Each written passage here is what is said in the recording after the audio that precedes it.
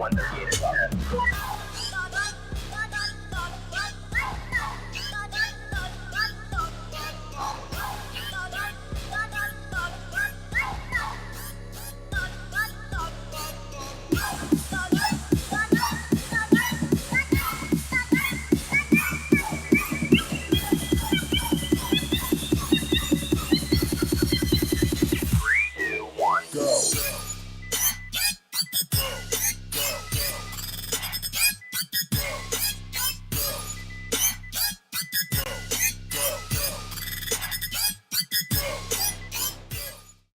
Hello, everybody. Let's keep this legal in Australia. You're listening to a Dare Media Group radio station. Daring Australian Radio Entertainment. Dare Media Group is the home of these online radio stations: Radio X Gold, Radio X Country, 6RXM Radio X Magic, and Dare Talk Radio.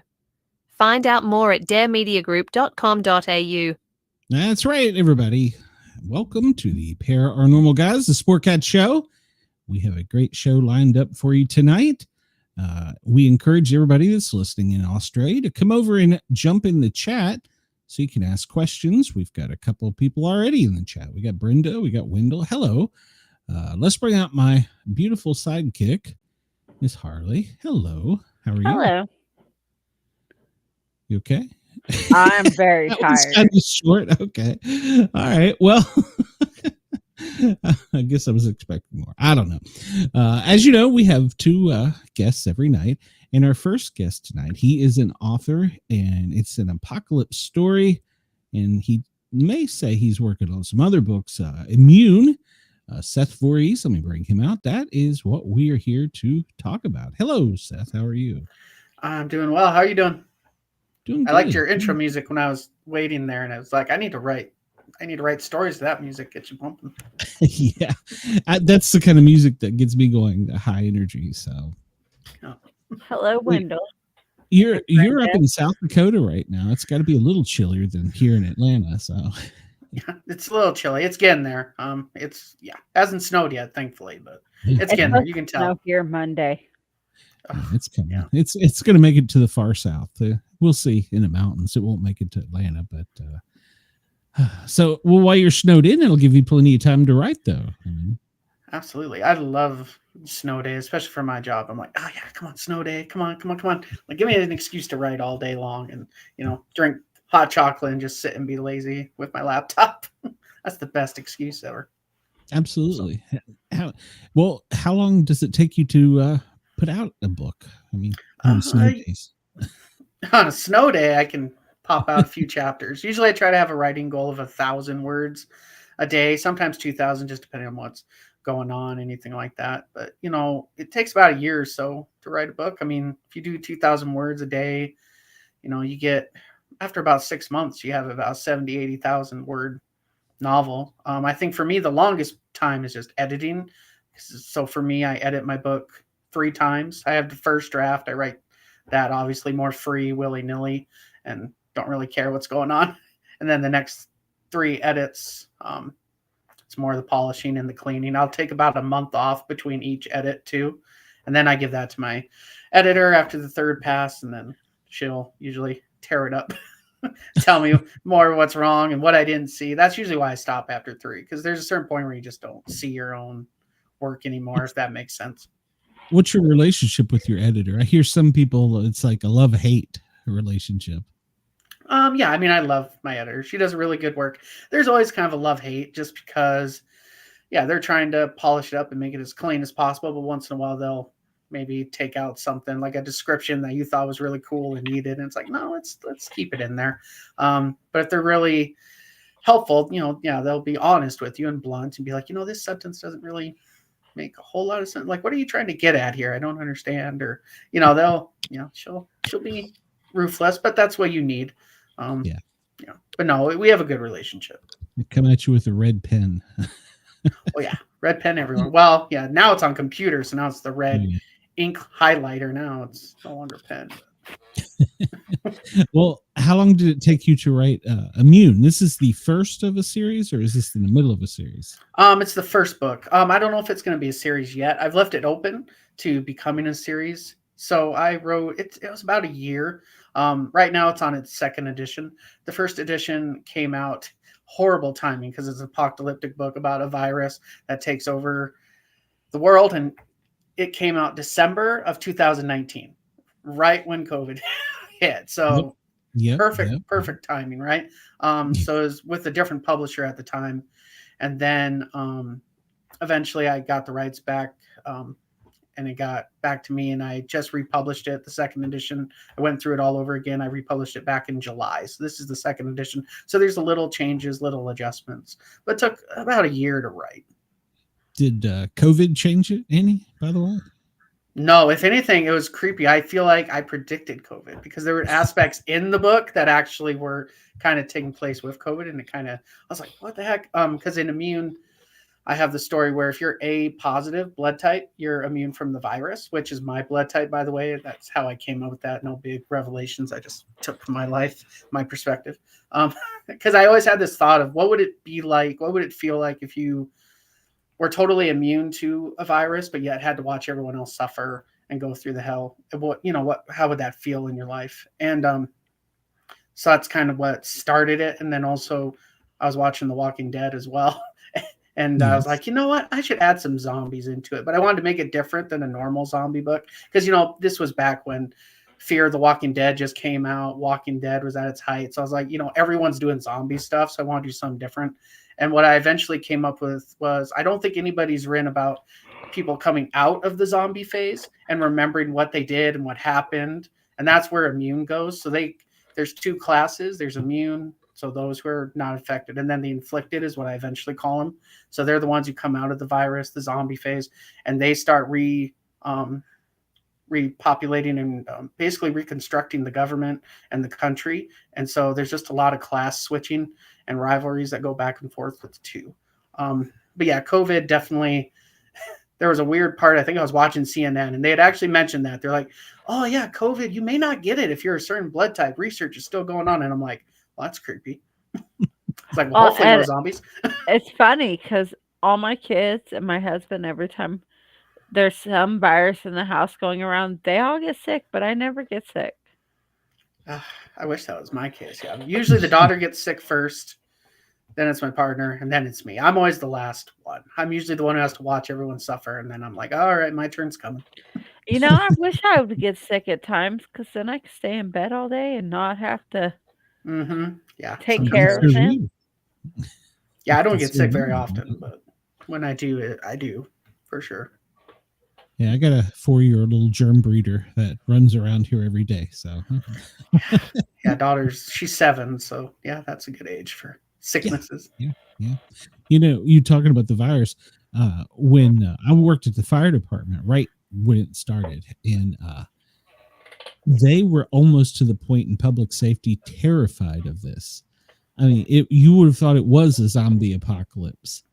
They were like, okay, if you touch a person that's infected, you've got to be decontaminated. You got to do this. Like, what? Sure. And that didn't last long because after they had to shut down stations because of all this, they're like, okay, hold on. If you have a fever, yeah. I was a supervisor at a residential at the time. We were considered, the staff that you couldn't essential. What was it? Essential. So we were essential staff. So I still went to work every single day. And yeah, we had 3 units and every once in a while, all the units would go in quarantine. I'm sure I've had it like 3 or 4 times. Wendell, I never smoked cigarettes a day in my life. And I was not affected by the virus at all. No one in my house caught it. Nothing. Like COVID completely skipped us, and my best friend kept having it several times. Her house kept getting it, and we had. I was actually wrestling with a guy in the middle of the night that was high, fevered at 104, and well, he might have had some mental illnesses. And we were actually wrestling in the road trying to get him in the ambulance, and he was like patient 0 for our city. Didn't get it. No. Chris said he's extremely over that word. Yeah. And very illogical. So he's decided to blame you for exclusively for COVID. Right. That's all right. No worries. They'll come get you. Well, wait a minute. We should ask, like The Simpsons, do you prognosticate anything else? Hey, I haven't it's funny. yet. The Simpsons did They predict say everything. COVID was coming beforehand too. They're time travelers. So I'm amazed they still can have shows. That's like, because they've been on the air forever. This Yeah. is like their 37th 37 years, season right? right now. I know. I was looking that up. I'm like 37. Like I'm 40. So that means they started when I was like 3 years old. I'm like, Yeah, I just geez turned Louise. 40 and I've been watching Simpsons my whole life and still watch them with my kids. Yeah. But I my remember kids the are first older. episode, Don't yeah. think wrong of me. My youngest is turning 14 at the end of the month. Ah, no worries. You're so old. But I think I think I actually let them watch it when they were little, but I can't say anything when to the point when they stopped Homer choking Bart for that little bit of period, they noticed it and they were like, yeah. Homer's not choking Bart. What's going on? And then we watched an episode the other day and they were like, oh, he's choking Bart again. Yeah.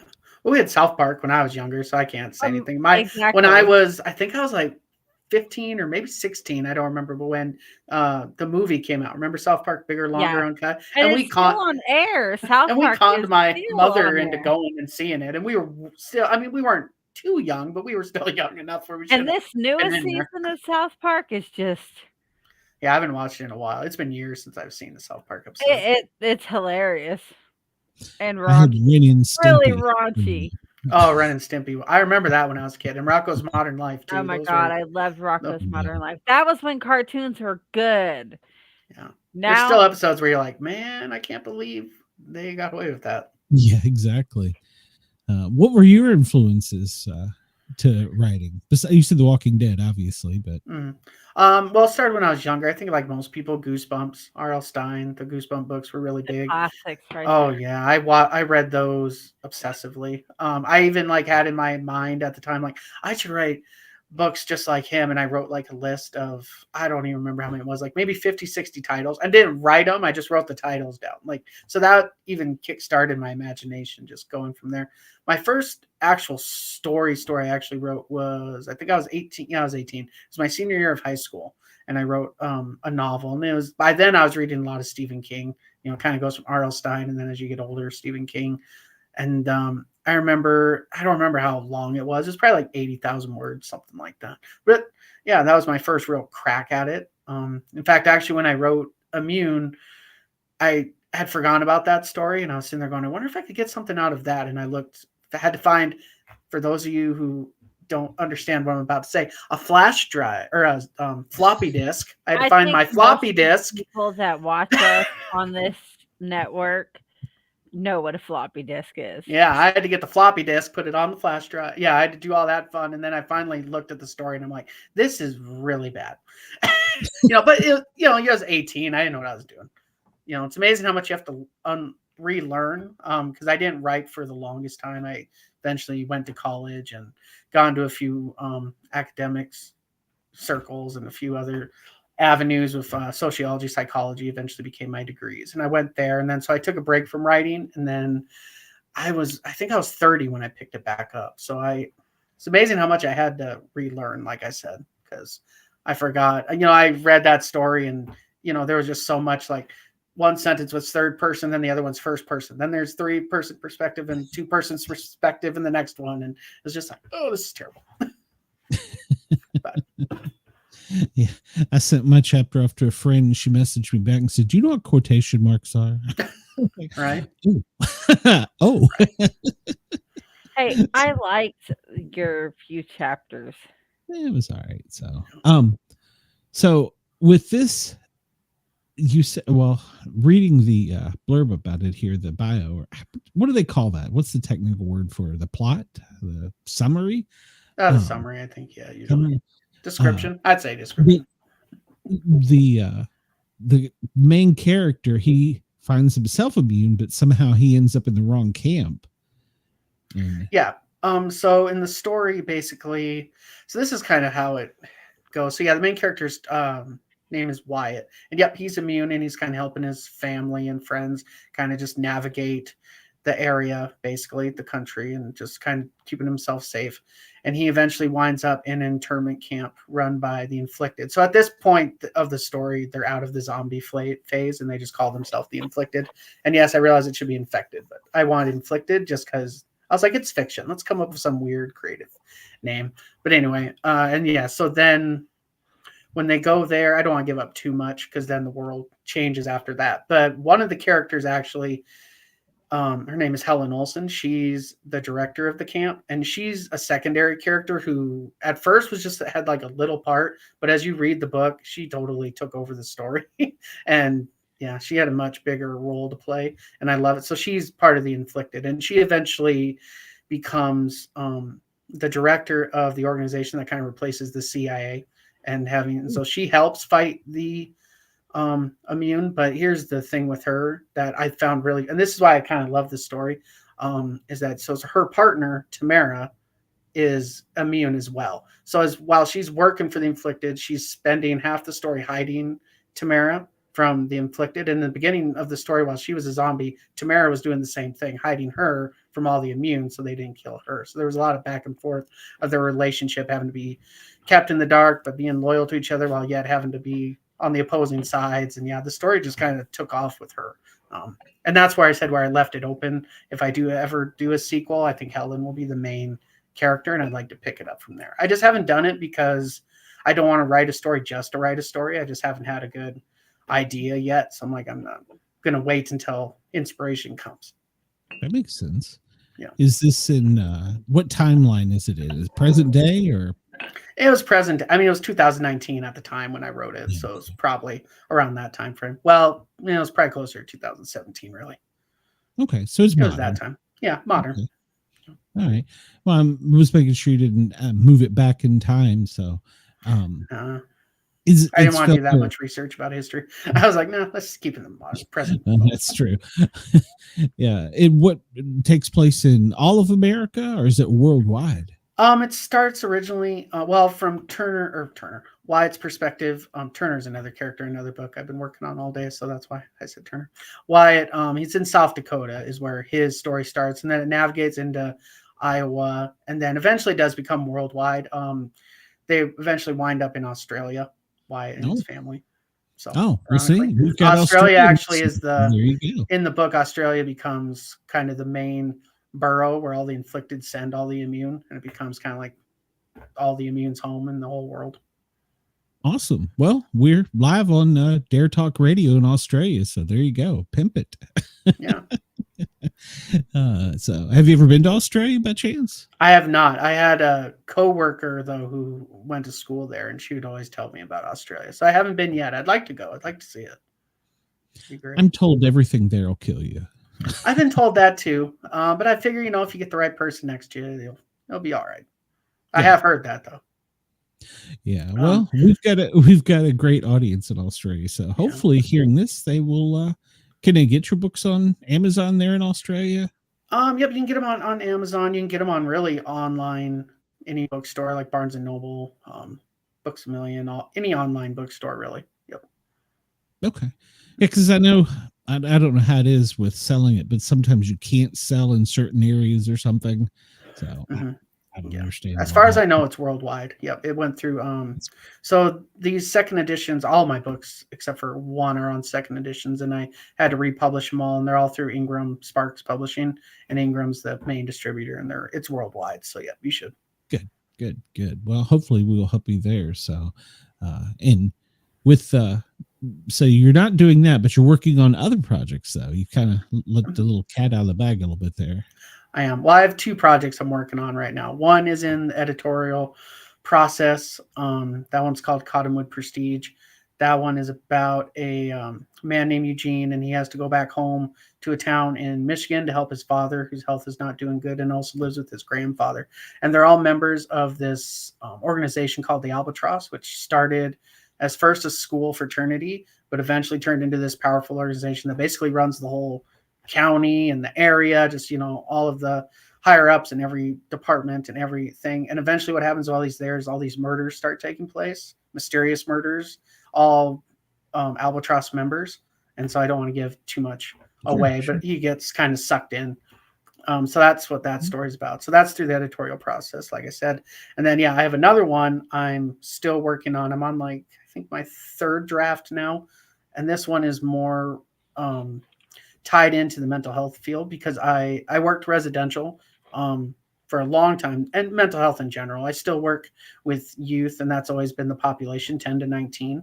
And I had to get out of the residential field for a little bit. I'm still working with youth. It's just as an educator now for Lutheran Social Services. And I had a little secondary trauma that's why I left the residential area and the setting. But I always had people say, you need to write about the field. You need to write about it. And I was like, well, I don't know. And eventually I came up with a good story. So it's based on a character named Turner he suffers some tragedies. I don't want to get into it because I'll take away stuff from the story, but he suffers some tragedies and he leaves the city he's in to a new town where the whole town is built around the residential center there. Like everyone who works there works or lives in the town, works at the place, and eventually find out that the whole point of the building, the whole point of the whole town is to serve a benevolent creature there. And he feeds off their emotions, especially trauma. And so he basically helped build it just so he could feed off of the youth. But it's a big book. It's about 400,000 words right now. And so it's a big novel because I pretty much encompassed everything I did because it's him. And then I have 8 youth in it, 8 adolescents, and I go through their backstories too and how it all ties in. So I basically have taken everything I know from experience and just put it into this one big story. But it's taken a while because, it's 400,000 words is a lot of editing. Wendell said his middle name is Eugene and his dad passed away in Michigan. Oh, I'm sorry. Well, see, maybe I do have some. Well, I need to go get a Powerball ticket apparently and go figure out. Well, I'm sorry. Sorry for your loss though. That's tough. What is some of your inspiration besides for your job for these stories?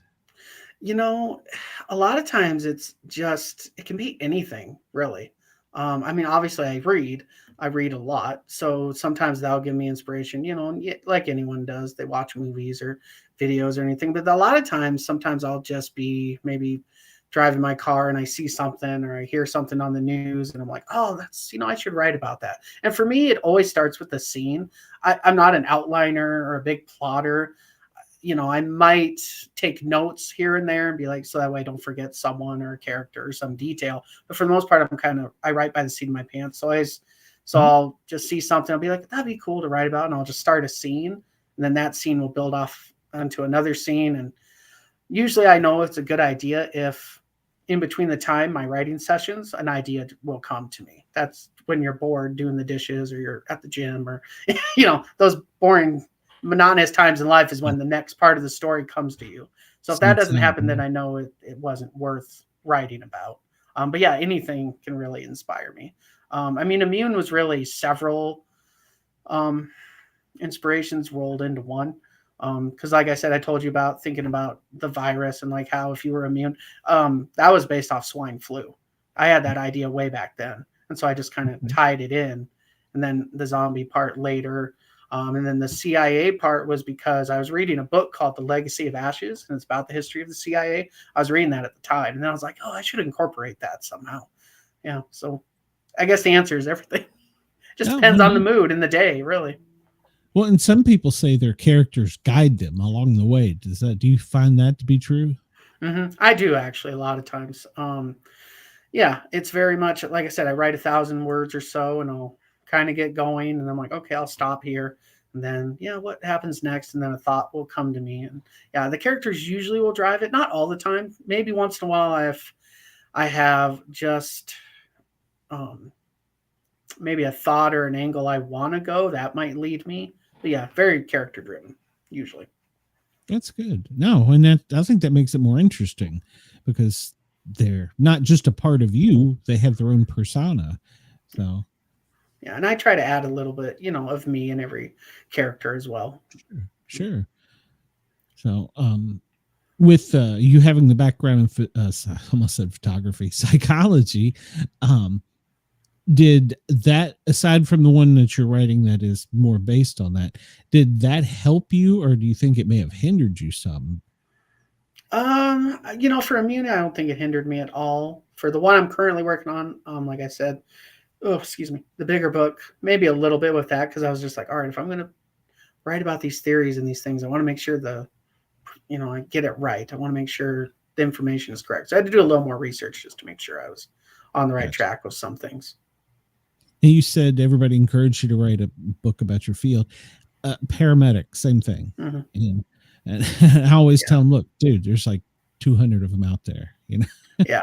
And I think for me, the reason why I wrote it so big is just like, okay, I'm going to do this one time and I'm never going to do it again. Like, I'm going to write, like everyone's been saying, write about the field, write about your experience, write what you know. And I'm like, all right, we're going to do it one time. We're going to incorporate it all. And then I'm done. I'm going to move on to other stories because I enjoy writing things that I don't know. I mean, that's the one thing about fiction. I mean, I love it. All my other books have nothing. I don't know anything about aliens or dystopian, but I want to write about it. I have to do research. Well, hey, there's a comment out right now that they may be coming. I don't know. Yeah, I heard about that. Wendell says he'll give you an idea. He was hit by a taxi in Atlanta when he was about 3 or 4. He is just full of good news tonight. Good Lord.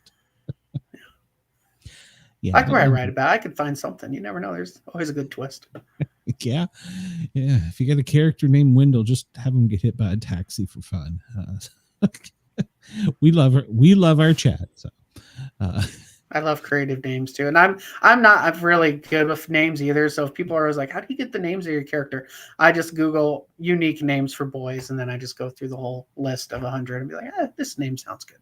I did that for mine. Like period. I was like, okay, they'd probably be born about what's common or popular names during that. Yeah, right. I did the same thing. Yeah, the only one for sure I think was Wyatt in Immune, just because I loved Wyatt Earp. Yeah. And I was like, if I ever write a book, I want the name Wyatt in there. So that's how that one came. He'll be your hero. So that's right. All right. Well, and Immune, is he the hero or is the other character? I've done lost my thought on it. I mean, Wyatt's more the hero. Well, Helen is a hero in a sense too. She's kind of both the hero at times, but then also a villain. So it's kind of both. Yeah, really. I have some other characters in there where, they start off. Mitch is another character. He starts off as a hero. He was a coworker of Wyatt, and his path goes down a whole new area, and he eventually winds up being a member of a terrorist group that tries to take down the Inflicted. Wow. Yeah. You did go in depth with this. So I look at the cover of your book. Did you do the cover or did you have someone else do it for you? Well, it depends which cover you're looking at. I know on Amazon, the updated one's not on there, but if you go to Barnes and Noble, it's a different one. I had a friend help me out. They kind of know little things with book covers. Okay. The newer one is like it's red and blood on it with a hand coming up. Is that the one? Okay. I know Amazon hasn't updated the cover yet. So at the last I checked, but if it did, then great. Yes. Awesome. You get frustrated with Amazon? No, just it takes a while to get the covers updated sometimes. But I have a friend who helped with that. Wendell says, I have more things that happened. I should not be here now. Okay. Maybe you need to consult with him to get some stories, or maybe give him some mental health help. I don't know which he needs. How much time a day do you spend to writing? Are you dedicated? Like, I'm going to spend an hour, or is it just kind of like you said? Usually for me, because I do have 2 other jobs. I work, like I said, for Lutheran Social Services. So that's full time, 40 hours a week. Yep. And then I also do maintenance work at the building as well. And that has to be separate from the 40 hours. So generally it's more about just trying to get as much writing done as I can. Sometimes, usually what I do, I wake up at between 4 or 5 in the morning and I'll write as much as I can before I go to work. And then luckily my job is real flexible. So there's times where I can kind of pick my schedule. Like maybe one day I don't have to go until 9. Then the next day, maybe I'll go in at 8:30. So it just kind of depends on what's going on. But basically my big goal is just to write every day, no matter what. And then the word count, that fluctuates here and there, depending on what's going on. And just free flow and then go back and edit it later. The first usually, free flow. Yep. Yeah, the first draft's always free flow. Just let it go. Let your mind just race and have fun, and Yeah. which can also be a drawback too, because then you get into the first editing part and you read it and you go, what the heck was I doing? Because I always feel like between each draft you're writing and editing, you should take like a 30-day break in between just to kind of clear your head. And yeah, there's times where I'm like, I bet when I was writing that, I was on just a high of brilliance thinking this is a great sentence or paragraph I wrote. And then you go to edit it a month later and you're like, what the heck was I doing? Like, that made no sense. What am I doing? I do that when I send text messages late at night and don't remember sending them. Yeah, I do that too. I think we're all guilty of that. Chris says Wendell can sell his life story like Kramer did to Mr. Peterman on Seinfeld. Nice. That was a great show. Seinfeld. Yeah, Seinfeld. You sound like you like some of the classics there. Seinfeld. I no one knows. Well, people do remember, I'm sure. But do you remember Mad About You? Yes. With Paul. That's my old favorite. I just went and rewatched it, and then I didn't realize they came back with the second season of it, and I was like, oh, they did. That's amazing. And I was like, they had a daughter in it and everything. I was like, yeah, I think they picked it up. I don't remember where they picked it up from, but yeah, I watched. Yeah, I loved Mad About You. That was one of my older ones, like Seinfeld, Mad About You. I still binge watch. Dharma and Greg. Loves Raymond. That was my Yeah. Yeah, Everybody Loves Raymond. I binge watch that. Friends. I still have Friends on. Me too. Like, see, I go back and watch shows like Ugly Betty and stuff like that. Jane the Virgin. Those are on my repeat shows. And my husband's always like, "Why do you go back and rewatch it?" I was like, "It's an autism thing." And a nostalgia thing too. Sometimes it's. I was like, they're my comfort shows. Yep. I was gonna say it's like a comfort food. Yeah. My daughter, she made me laugh because I found on Disney Plus. Do you remember dinosaurs? Like the old one in the 90s with the giant puppets? Not the mama, yes. And I'm sitting there watching. And I'm like, do you want to see what I watched when I was a kid? And I showed her. And of course, without 30 seconds, she's like, this is so stupid. And just watched. She's like, so dumb. I'm like, well, that's what we watched when I was a kid, man. And Doug and all that. Oh, yeah. Hey, welcome, Rosanna. Yeah.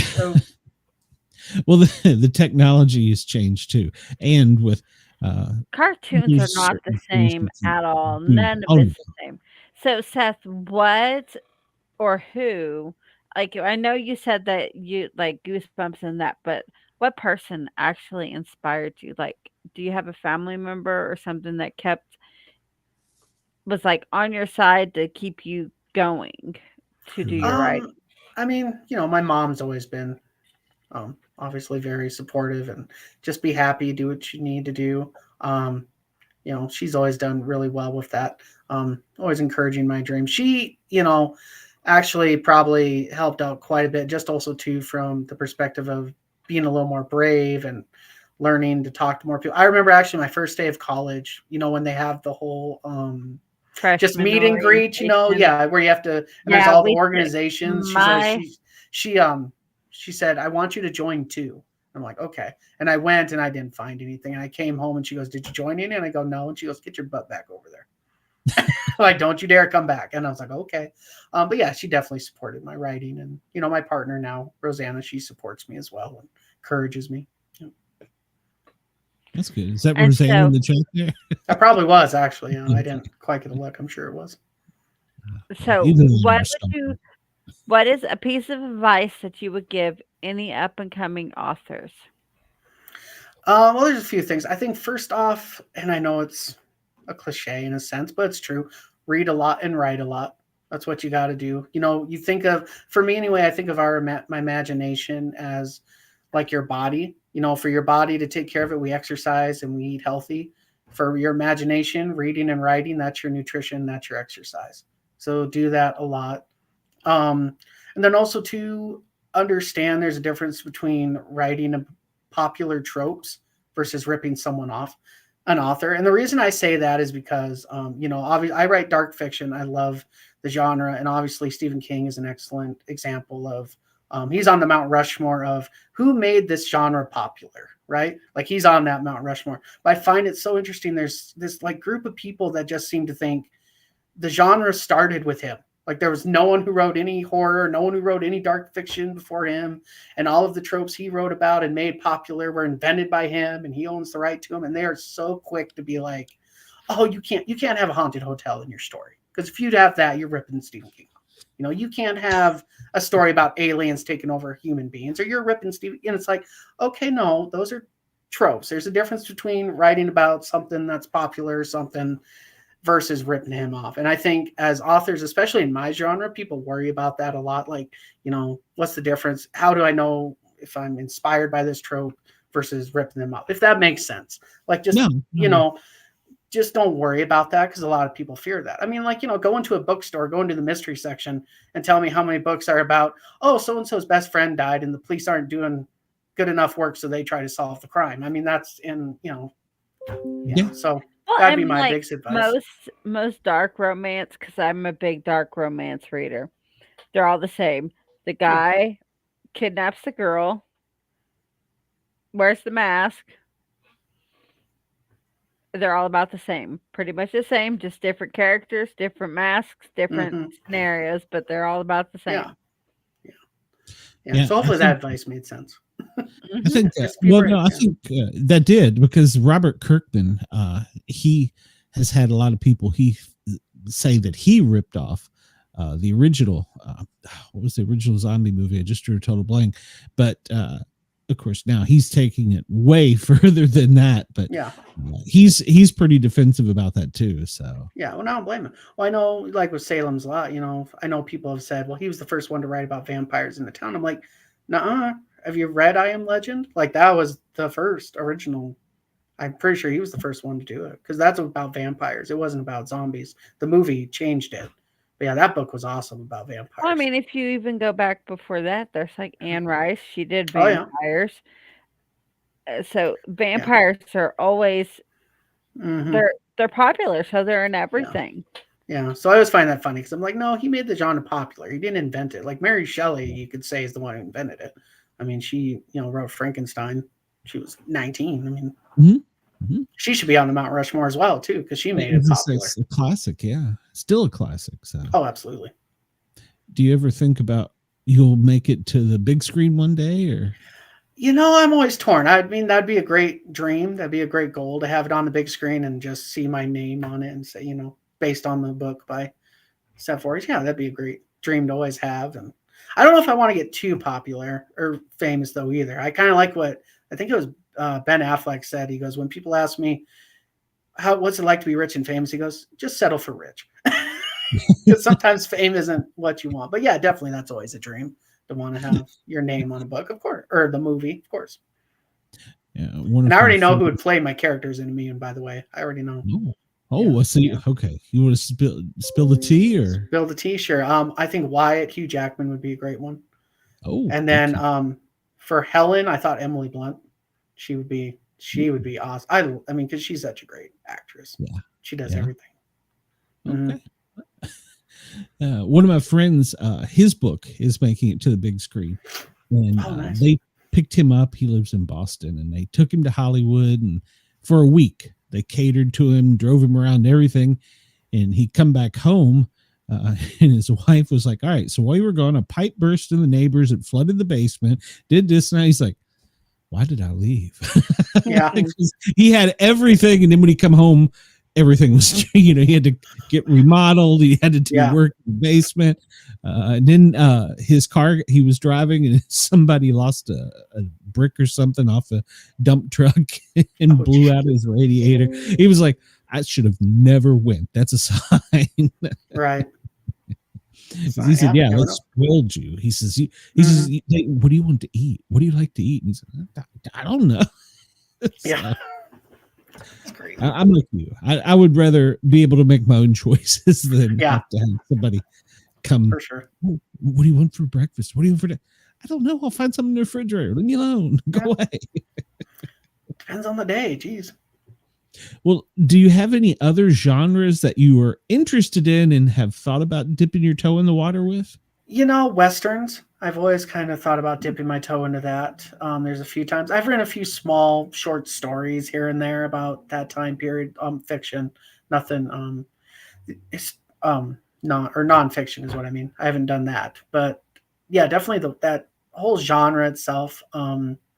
I don't read a lot of the fiction. I read a lot of the nonfiction, especially about, like I had mentioned earlier, Wyatt Earp and, Dodge City and that whole time period. And I read a lot. If I do read nonfiction, it's usually always Westerns and that history. So yeah, definitely that. Cool. I haven't figured it out yet, though. Just haven't been inspired yet. That genre is so unique. And you could actually even do something like time travel or have the zombies go back. I mean, there's so many things you could do. So yeah, but that time period is unique. I saw something today about the what's the guy's name who was the American Rifleman, the lead character in it. Today was his birthday, and I didn't know that he was the first. He was with the Boston Celtics, the first player to shatter a backboard. He played baseball for the Cubs and the Dodgers, and then he went to acting. There you go. Lord. That's quite the range, yeah. He's an overachiever.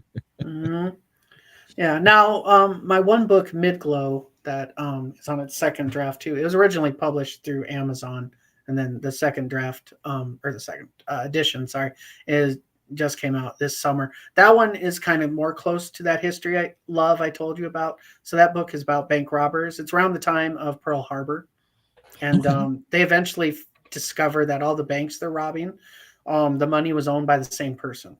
And so they eventually get caught, and the person who owns the money, his name is Dr. Dracoon, who's a European gentleman. He basically extorts them and says, you can either work for me or you can all go to prison, which, pick your poison. And of course they decide to work for him. So they wind up working for him in a hotel in the South.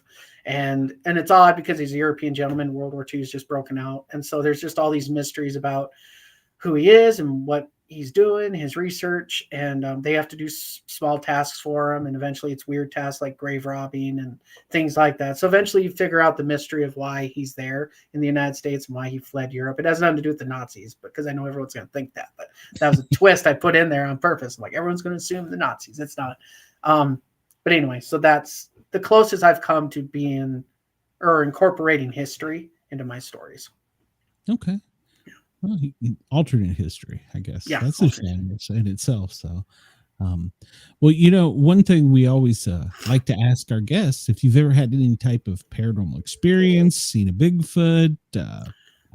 Oh no, yeah, I got plenty of that. So, our house, actually, the house I grew up in Spearfish, was actually first it was before it was a house, it was actually a hospital. I don't know what the technical term is, but it's just for giving birth and labor. Like I don't know the technical term, but it was just for that. Labor and delivery. Yeah, just labor and delivery. And then eventually it was converted into a house. Well, anyway, that house was haunted, actually. And there's 3 cool stories I want to share with you. One was, I believe it was the previous owner, and my mom told me this story, but when she was just reading a book at night, she was just hanging out reading, and she looks up, and the ghost is a female. And she looks up, and the ghost is just pointing down the hallway and is looking down towards her bedroom. And she told us this, and she was like, this is the creepiest thing. So she got up, she walked down the hall, she goes to her bedroom. The lamp had caught the curtain on fire. Oh, wow. And so the fire, her whole curtain was going up in flames, and the ghost saved her. And so she's like, it's a friendly ghost, so don't worry.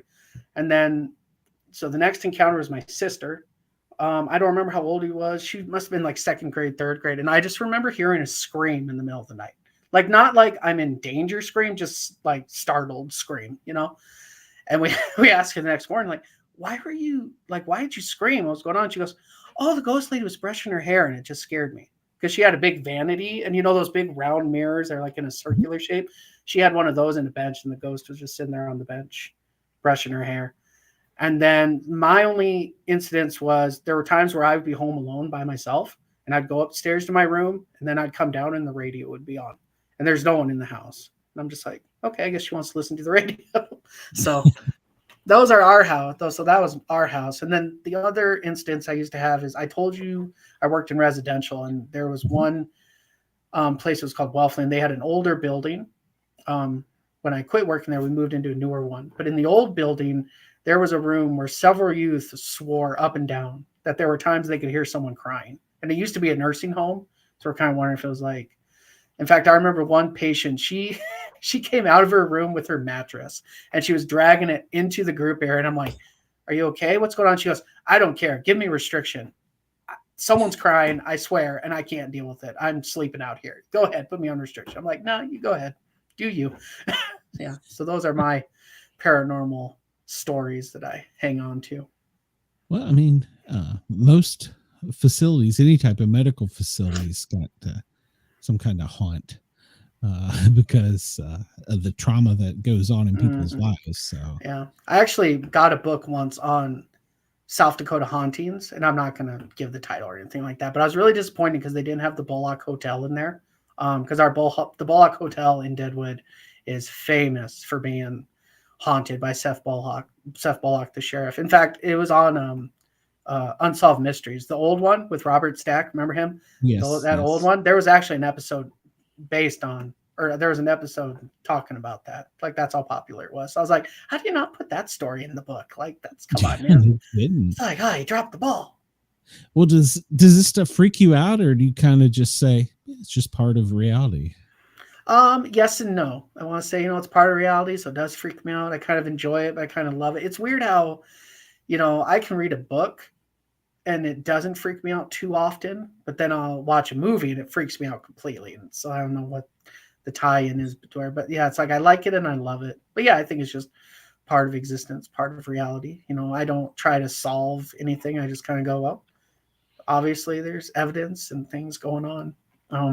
One author actually whose books I would say gives me the chills the most is Jennifer McMahon. Have you ever read?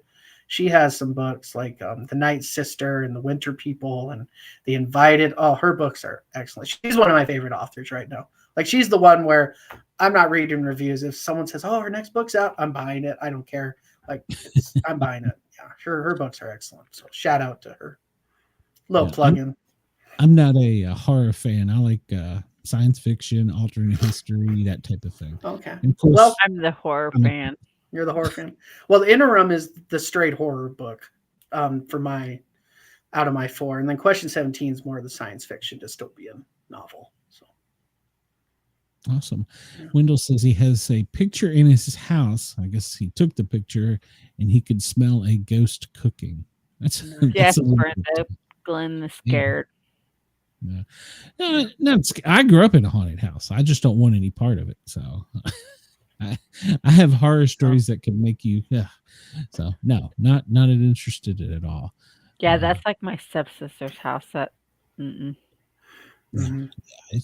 So, but and I intentionally, and especially as a paramedic, there's certain things. If I didn't have to go see it, I'm out. Right. I'm in service. I'm leaving.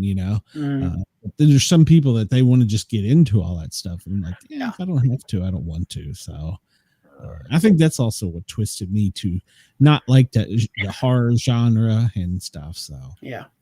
See, I would have been the one going head first to see all the horrific and be careful what you wish for. Yeah, you gotta be careful. I don't know if I'd dive in right away. Now I'll admit, when I was younger, me and a friend, his name was Paul, when we were, I don't remember, like middle school, maybe not middle, but 4th, 5th grade, kind of in that time frame.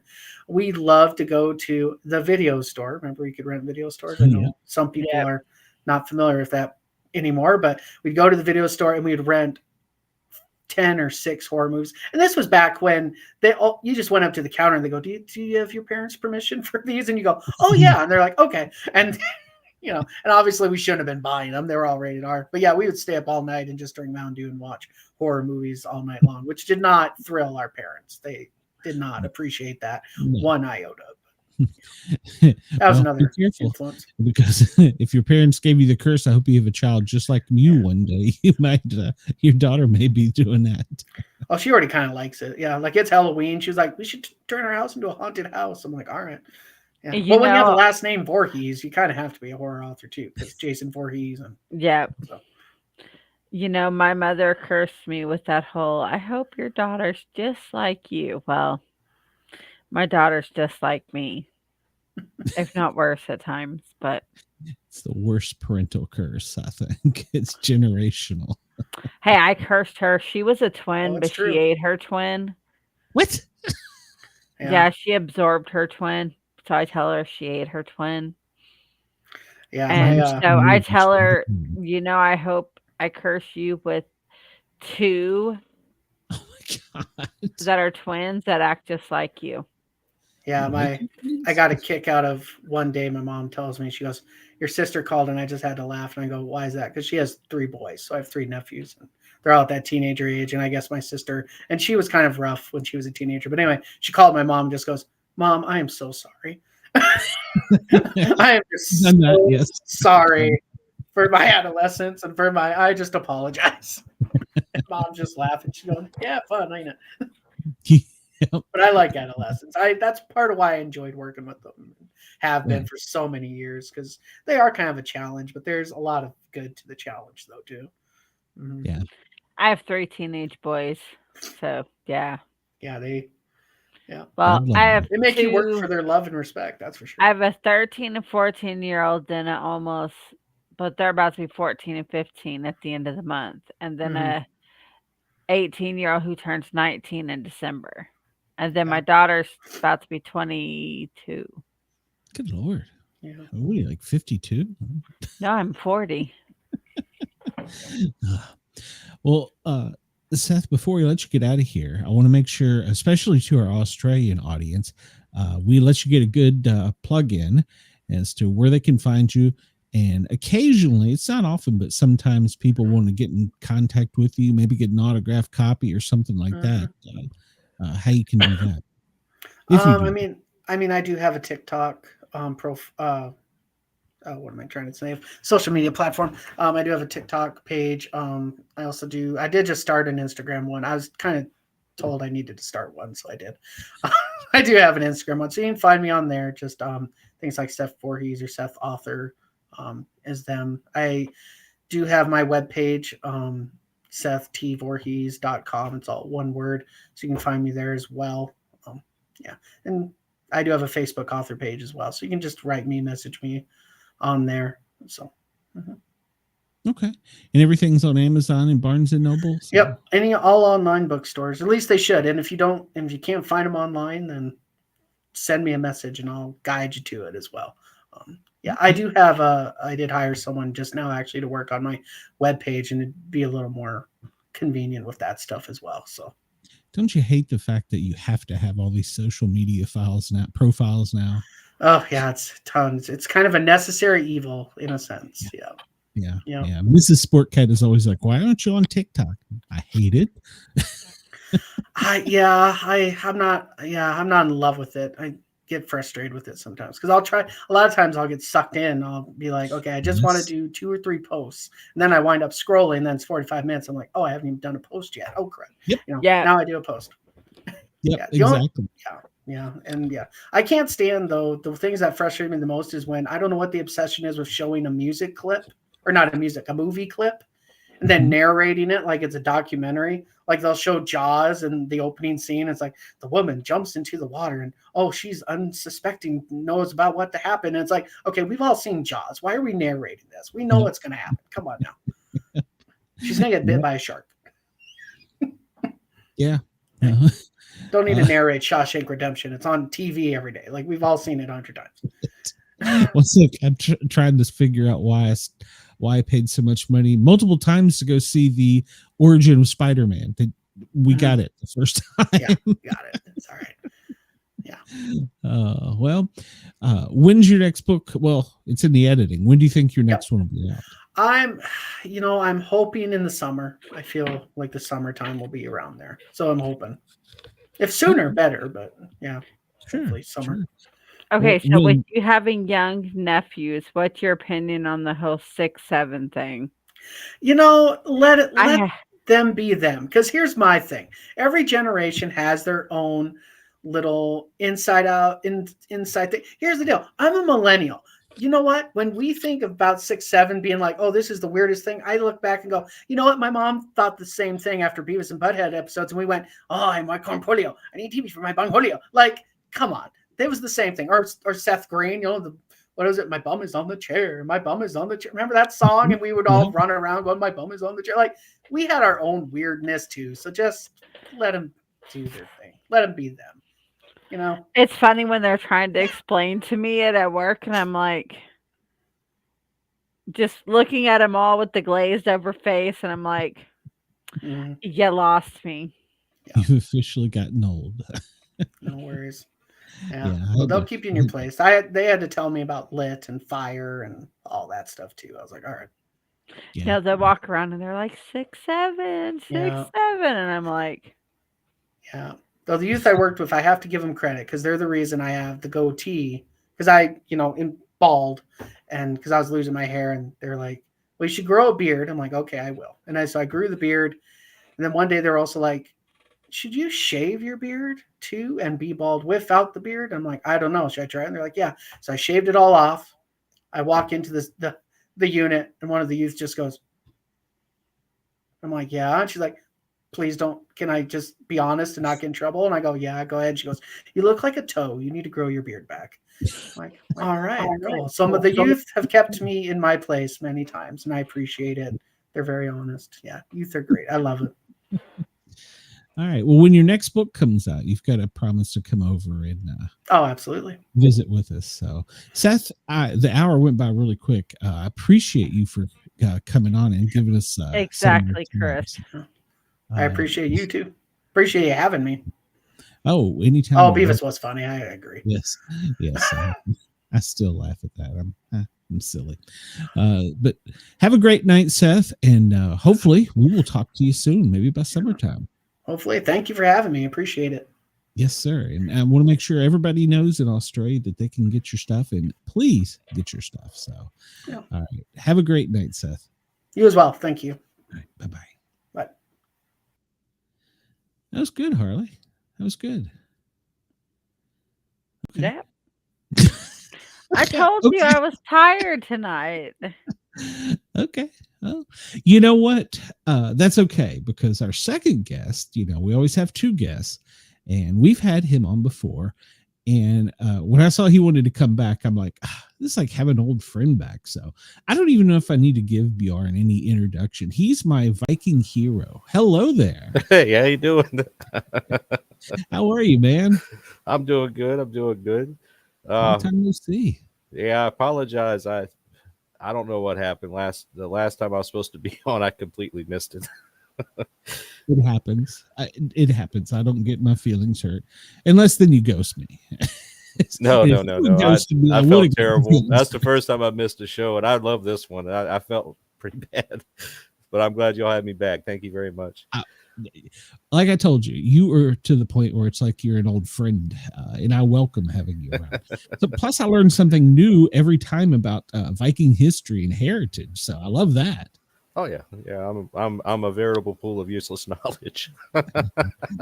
Me too. So our chat's even excited to see you back. Chris is excited. He's glad to see you. So, well, Awesome. Since we last talked, have you gotten any more work done for your next novel? Oh yeah. Since we last talked, book 6 came out, so that's Rune of Spirits. Mm-hmm. This is well in past Mariel, the main protagonist. This is past her main focus, and then now we're into the supporting characters, and this one focuses on a character named Josephine, and she is very, very dark, very anti-hero. It's a little bit of a departure from previous tones, I guess you could say. Okay. She's raised in New York during the Civil War era, so this is the 1860s, and it goes into her background under her father, Alistair, who's a Scottish immigrant who created his own criminal empire in New York City, and New York City is heavily corrupt. And this part is based in historical fact. It was heavily corrupt, and from the police to the politicians to the gangs to the companies that ran the city. So it created a very tumultuous, violent era for her to grow up in, and created the very dark character she is. But in the end, after this book and the next book is focused on her as well, she does serve a purpose that, as it's stated in some of the marketing literature, the path to an ultimate good is often paved by the monstrous acts by a monster, and that's the role that she plays, and she does it very well. Wow. How much of it is you had to go back and do research, real that you kind of twisted? Oh yeah, I definitely use some artistic license on some of it, but the general backdrop is real. I mean, if you read the book, you see how gritty, violent, and corrupt, and just generally awful in a way that New York City was, and that was all true. There was a heavy anti-war sentiment. This is the backdrop of the American Civil War, and everyone assumes if it's north of the Mason-Dixon, they were for the war, and if they're south of Mason-Dixon, they were for the war on the other side. But that is not reality. Nope. One thing I love to do in my books, because they are heavily based on history, is I like to kind of drag out those little unknown facts about history that people either don't know or misunderstand, and I kind of find a way to weave them in, and that was one of them, was the crazy, chaotic atmosphere that New York was at the time, and that was the backdrop she was raised in. I can only imagine. We're headed that way now, so yeah, it can be argued not a lot's changed. Exactly. How far across America do you think Vikings have been? Ooh, that's a good one. In my opinion, a lot of people will disagree or agree or disagree with this. The Kensington runestone, I think, is absolutely legitimate, and I think now this isn't Vikings. This is post-Viking era, but it's still the Norse, the Scandinavians pre-Columbus, and this would be in the 1200s. They made it as far as Minnesota, and science won't admit that happened. They don't believe, they don't want to admit the runestone is real, but there is conceivably a path through the Hudson Bay in Canada, through the Great Lakes and the river systems that could have led them to Minnesota. So it's possible. Now, whether, there's no scientific proof other than this runestone, which some people claim is a fake, that says they did make it that far, but I believe they did. They were in Greenland for 500 years, and they were known as some of the greatest explorers in history. So what makes it so impossible that they didn't make it into the interior of North America? I believe they did. I just don't think we found overwhelming conclusive evidence yet, but I think they have.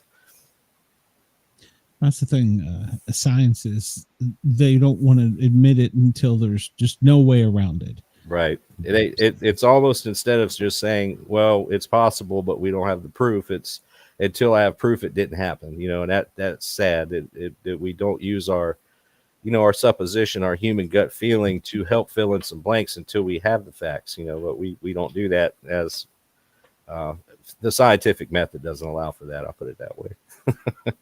Wendell says he agrees, and he thinks they were on Fort Mountain, I guess that is, in Georgia. So yeah, there's some speculation that they made it as far as South Carolina, where I'm at, which is it's certainly possible. It's a hell of a feat if they did, but it is possible. Yeah. While we're talking about it, we'll go to current events. Have you followed any of this 3-Eye Atlas stuff? You have to fill me in on that. What is that? Well, it's the third interstellar comet to ever enter. Oh, yeah. I forgot the name of it, but yeah, yep. It's coming in at an odd angle. It's turned on its lights. It's changed color. It's had forward propellant. It's had side propellant. It's just done some weird. Remember, this happened before. I can't pronounce the name, but the one named after, it's a Hawaiian name. The one that came, I think, 2 years ago. Mm-hmm. And it was the same speculation then. It doesn't follow the laws of nature, or what we believe is the laws of nature about how interstellar bodies should travel. And I think that says a lot. Now, we don't know anything. But me, myself, and I believe in extraterrestrial civilizations. I mean, if you look at it, since now I heard you speaking with Seth earlier. I'm a Gen Xer. I'm an old guy.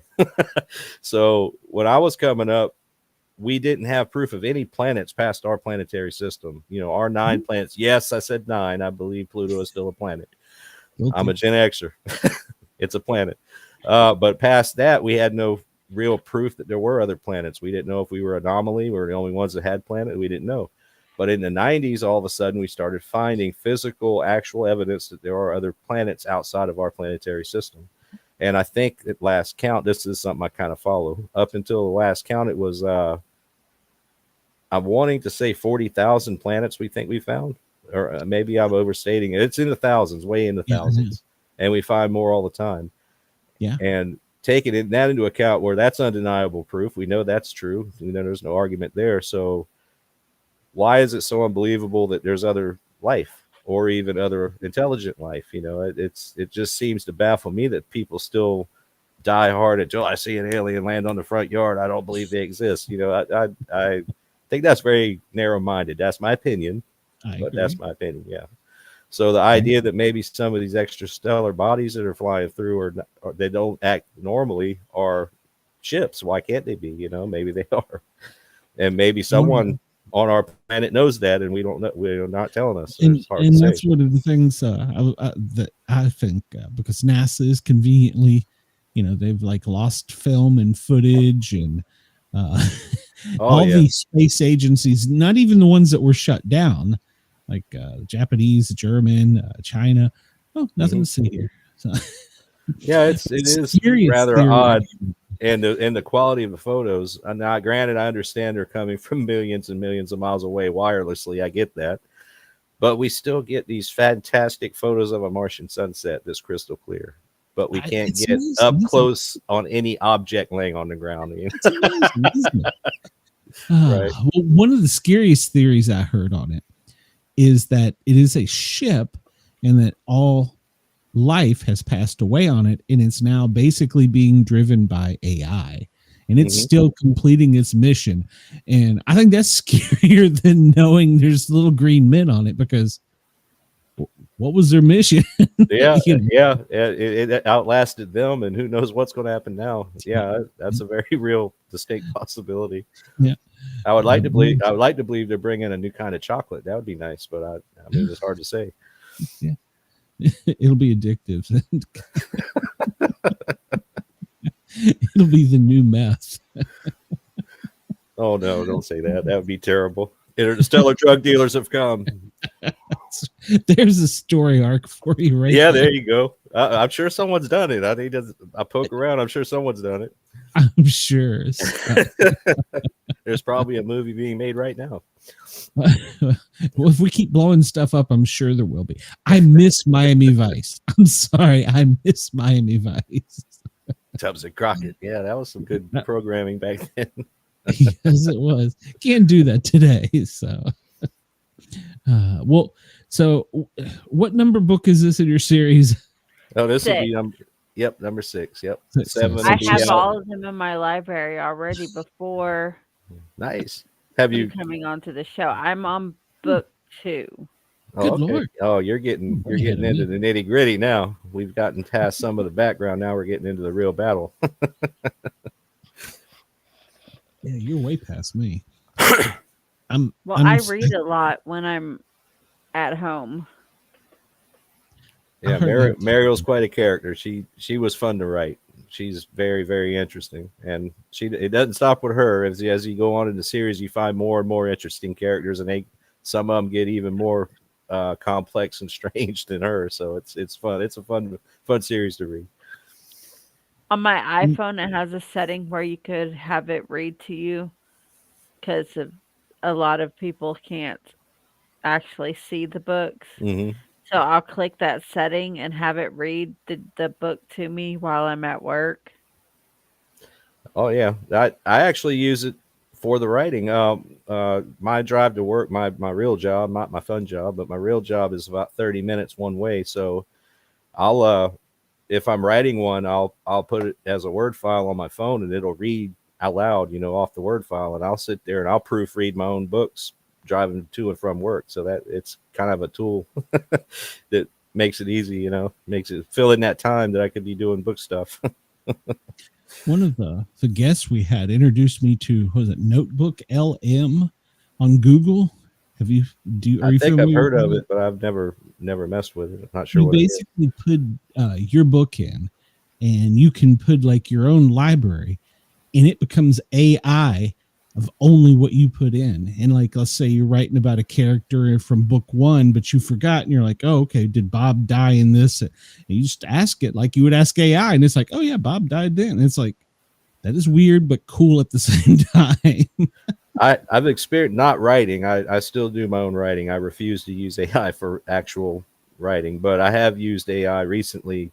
You know, I'm a critic of AI, so I figure, well, it's hard to be a critic if I haven't actually messed with it. So I started trying to evaluate my manuscripts with it, just to get its input. Like, you know, where are the weaknesses? Where are the strengths? Does this work? Is it flow right? You know, and it's weird because on one hand, it's creepily accurate, and on the other hand, it's way out in left field. It's like there's no consistency. And I finally came to the conclusion it's a computer. The nuances, especially in my books, there's a lot of subtlety and nuance, and it takes a human to understand that. So where there may be a weakness, it overlooks it and says, oh, it's great, or vice versa, where there might be a really good subtle strength, it doesn't recognize it, says your story's broken, you know. So AI is not there yet.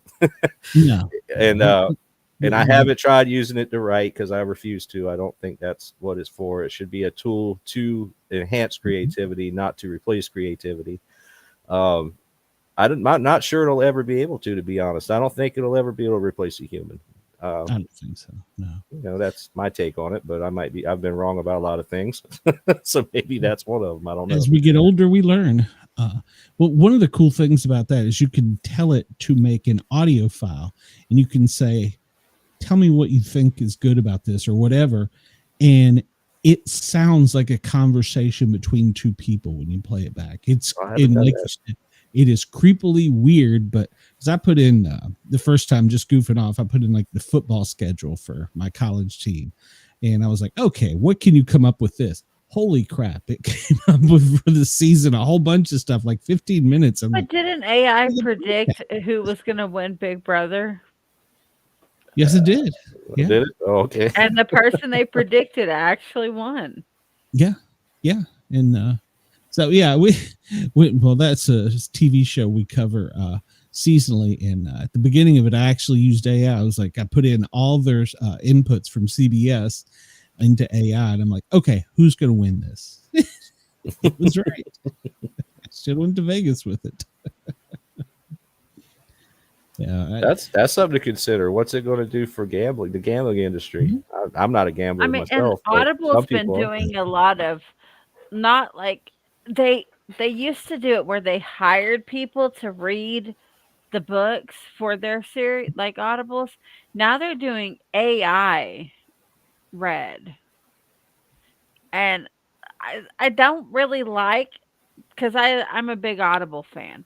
I'm not a big fan of the AI read ones because you could tell it's a computer, and it's not the same as having someone else that's human read the book, because they have the emotions that's needed there. Exactly. And that's what I was about to say. Especially with the books that I listen to, they have the emotions that's needed. And when it's AI, it's just a long drawn out thing, and they mispronounce words, they mispronounce stuff, and it's just it's all bad. It's interesting you mentioned that, because I get criticized all the time. None of my books are in an audio format yet, but that's the reason. Now I can hire a voice actor, which is, like you said, that's the way to go if you're going. In my opinion, that's the way to go if you're going to do it, because it's real. But the cost is ridiculous, and I'm not ready to expend that yet. So what I did do is I tried. Amazon has a beta program where you can create your online ebook, your ebook version, into an audio file.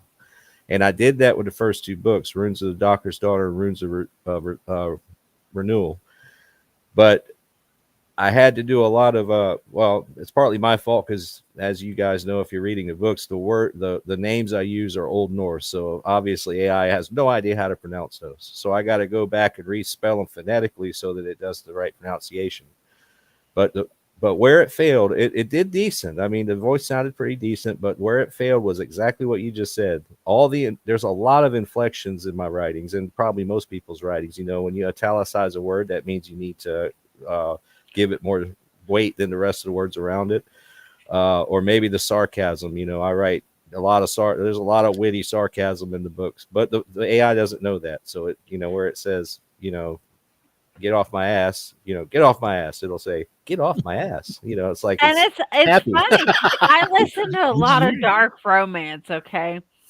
So having this AI read this dark romance, I can imagine. I just had a bad image. I had to stop listening to the book because it wasn't like it was all happy, and I'm like, Yeah. this is not how dark romance is supposed to be. It's not supposed to Yeah. be like that. And they like when they say the words for the dark romance, it's all happy, and I'm like, how can you say that happily?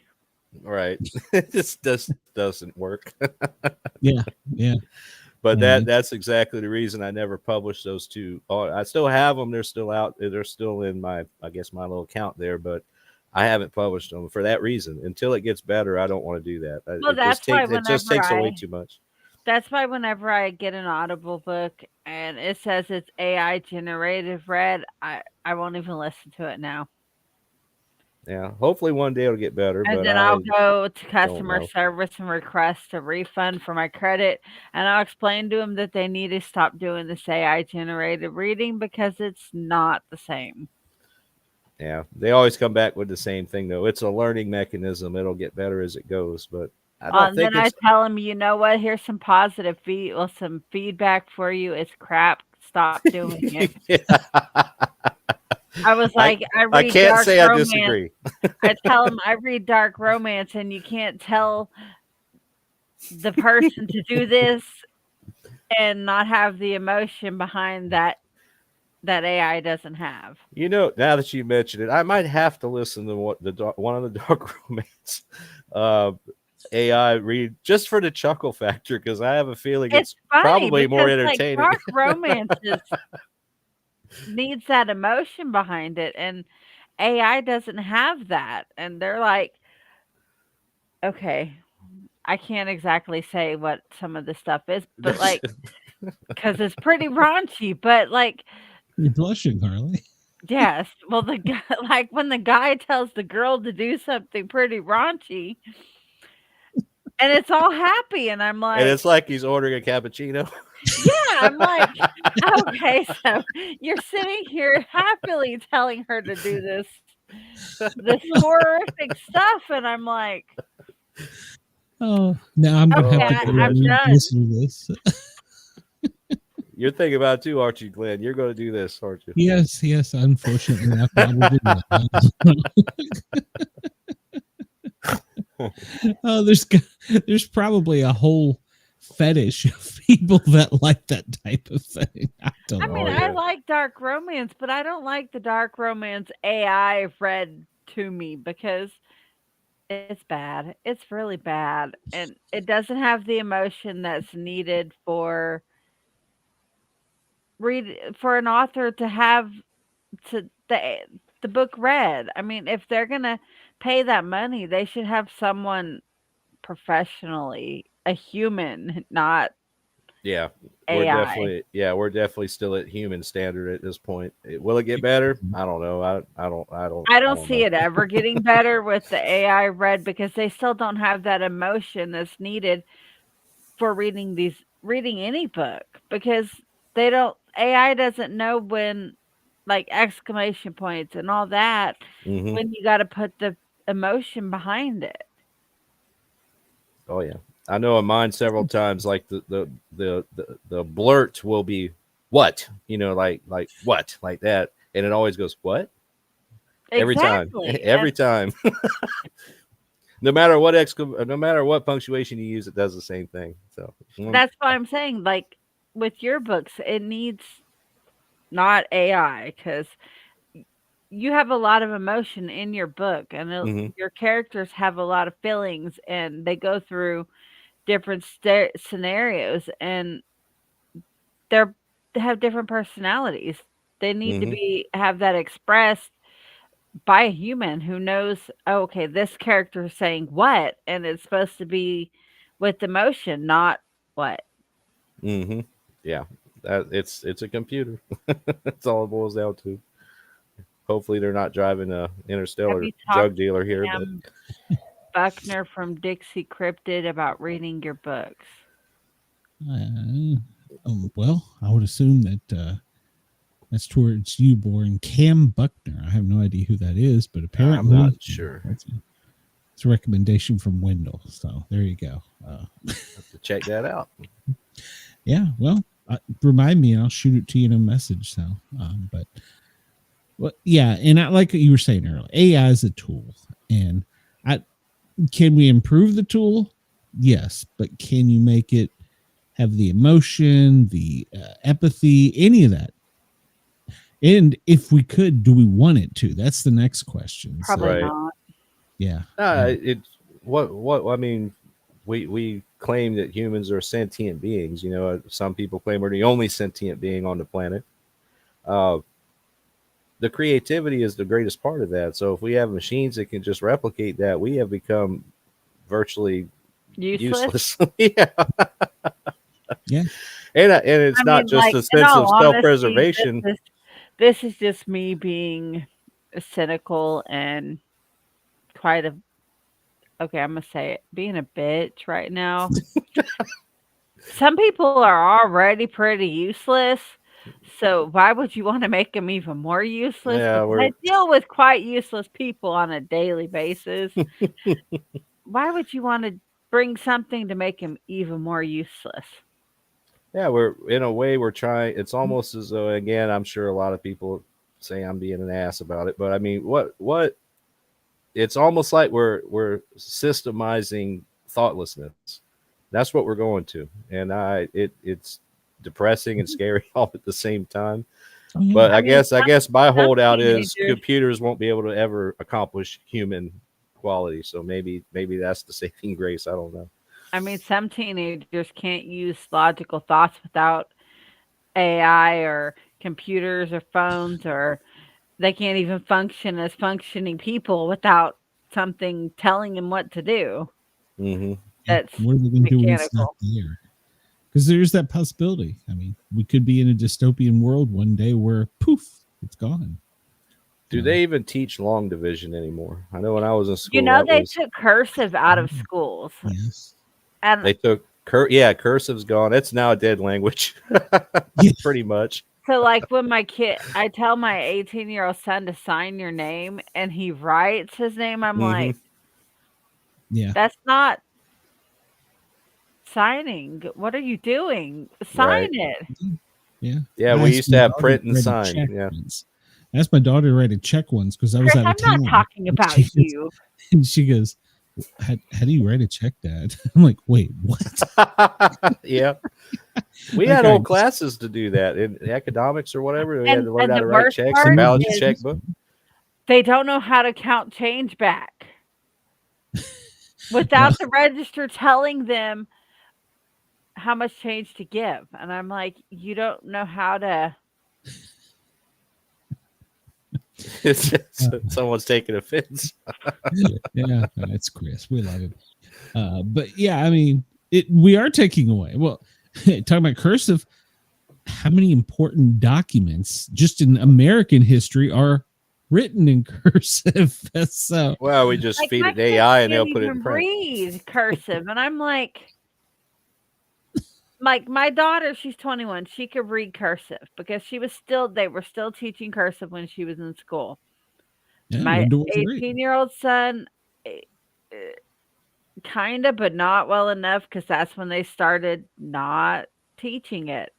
My younger two, who are about to be 14 and 15, not a lick of being able to read it, write it, nothing. And I'm like, you know what? Here's what we're going to do. We're going to buy some cursive books that teaches you how to write cursive, and you are going to do it. Yeah, Mhm. and that's right. Nobody under 30 can read a map. That's Right. probably Everyone's got Honestly, GPS I that does think it. no one under 40 could read a map because Mhm. I'm 40 and I I wasn't really taught to read a map, but I was raised by disabled elderly people who didn't need to use maps. Well, using a map, and it depends on how you want to use it too. Ooh, there's a You little could mouse. do something to the point of terrain and topography and following the stars. Okay, that's getting a little carried away. I can tell you north, Yeah. south, east, and west, and I can tell you there's a big hill right there. But other than that, yeah, I mean, you can see where I-40 goes and Route 13, exactly. so that's I the mean, I important could do part. that, but anything other than that, nah. Yeah, I know we used to go visit the family in Wisconsin. My mom's family's from Charleston, and my dad's family was from a tiny little place called Makana, Wisconsin. And we would go every summer to go visit the Northerners, I called them. We go visit the Northerners. And that was the big thing. He would lay out he'd go to Walmart or wherever and buy the latest Atlas map. I think Atlas was the brand name, but it was a map, a road map. And he had to get the newest one because it's printed, so it could be wrong now, So he'd go get it, lay it out on the kitchen table, had his coffee pot. It was an event, He was using the protractor or whatever the hell he was using, a ruler, measure it because it gives you the scale. Okay, this is 10 miles. So you had to do all that. It was like geometry, trigonometry, algebra. It was all that combined to plot this 900-mile trip from Charleston to Makana, Wisconsin. And I remember watching him. I didn't really learn the detail he did it in, but I can use a map. But I mean, he had it down to a science. He knew when the gas stations stops need to be, gas mile. He did the whole 9 yards. It was pretty impressive. But yeah, that's something that no one does anymore. We got GPS now. It tells you, your car tells you how much gas you got left, how many miles you got left on your gas, and GPS tells you where to stop to get it. So we were told on the ambulance when GPS first came out, because we used to have to map our territory, hand draw maps and stuff when your fire departments first do. And when GPS first came out, the fire department prohibited us from using it. They were like, what if it makes a mistake? Like, well, hell, how many times have I looked at a map and go, it's 3:00 in the morning? It just blew out the window. Turn around. Yeah. And Chris, I don't think that getting rid of the pennies is dumbing down people because they already couldn't count change anyways. They're getting rid of pennies because it costs 5 cents to make 1 penny. That is correct. And pennies are becoming like, well, not just pennies. The dollars and the cash, cash in general is becoming null and void because not many people carry cash. They either use cards or the stupid tap thing. What happens when you can't get into your phone and you are trying to use tap?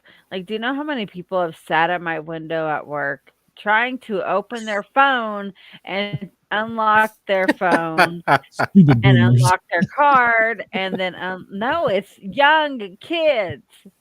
And then they got to transfer money from one card to another.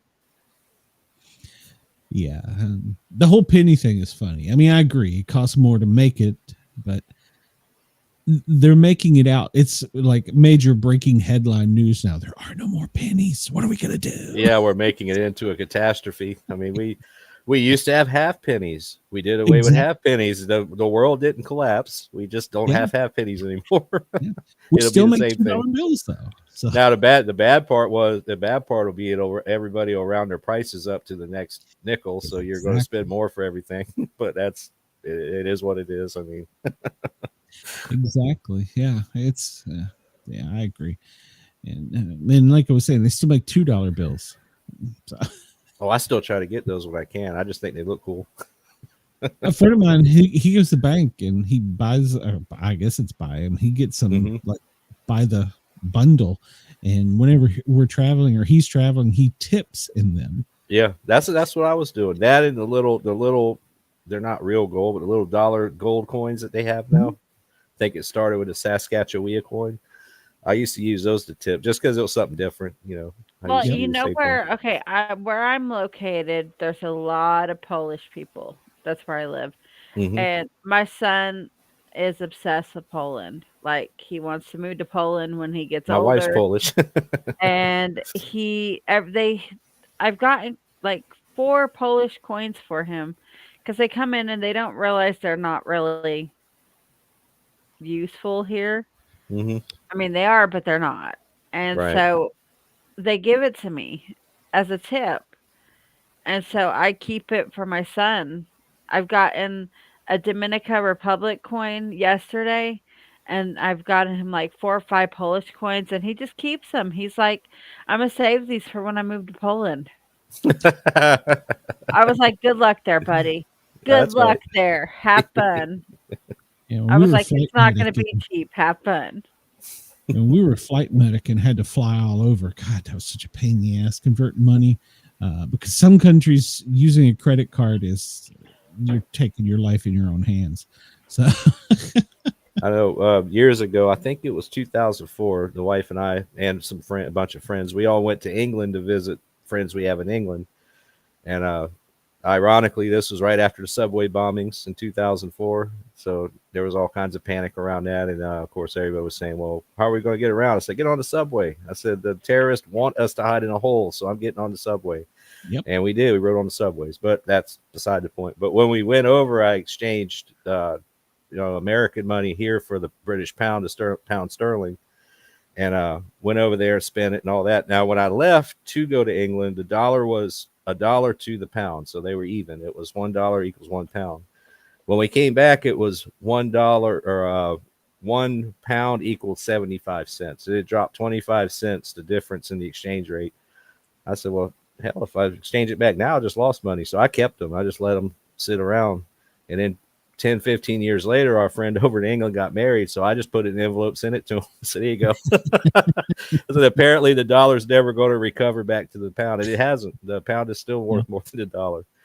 no, don't even get me going on was it the Rael, all the ones in the Middle East. Good Lord. I got tipped a $500 bill I think it was in Kuwaiti money or something. Mm-hmm. And now the government doesn't exist. So Right. It's like, So it's like Monopoly money now. Yeah. It's like, but like you were saying, if I had converted it, it would have been like $20 or something. It was unbelievable. I was like, just hang on to it. Now they at least don't it wasn't exist. the Zimbabwe dollar. Were there hyper interest or hyper runaway influence? I'll get it right in a minute. They go ahead.